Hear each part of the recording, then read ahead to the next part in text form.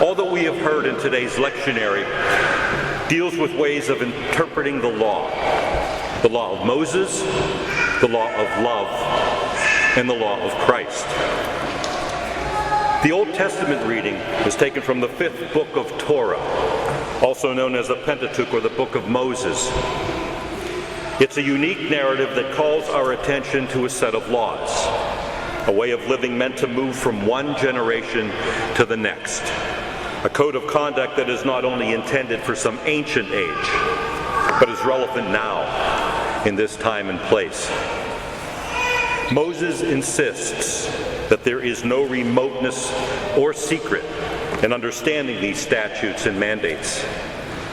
They are not found in the heights of the heavens or across the expansiveness of the sea. The law is not a series of complex or abstract concepts and proposals. Moses says, no, this code of living that God shows to us is something very near to you, already in your mouths and in your hearts. You only have to carry it out. And in today's gospel, Jesus sums up the whole of this law for us as a duty to God and neighbor.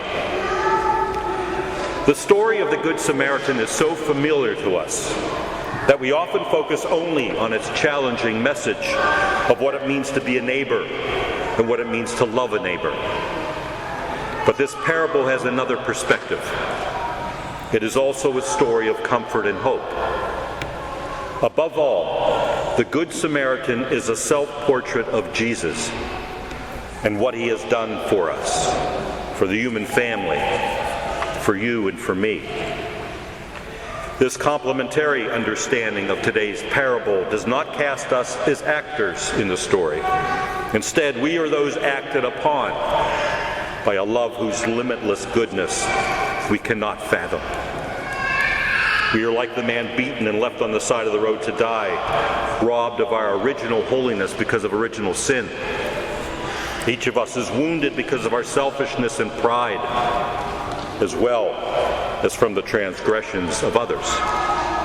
All of humanity has been bruised and broken by life in a fallen world. We lay on the side of a well-beaten path in need of a Savior, a liberator that we hear Paul speaking of in today's second reading. Today we hear the story of the Good Samaritan, the Son of God, who by the blood of his own cross reconciled all things unto himself. Jesus reaches out his hand and takes us out of the gutter.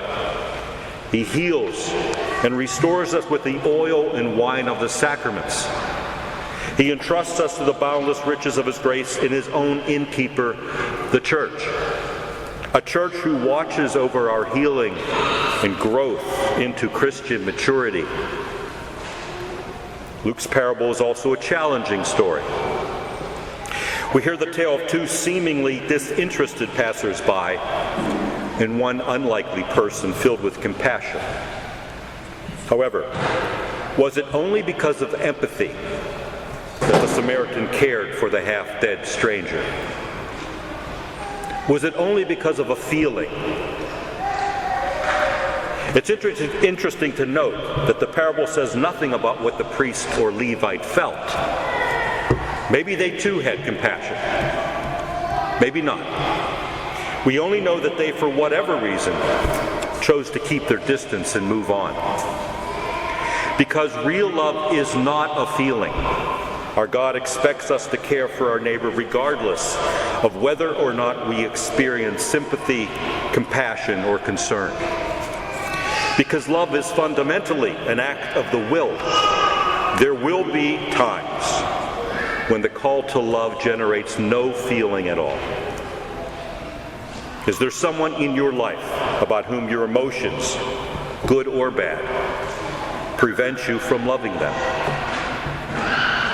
Jesus doesn't tell us that we should love our neighbor if we have time, or only if we feel comfortable doing so.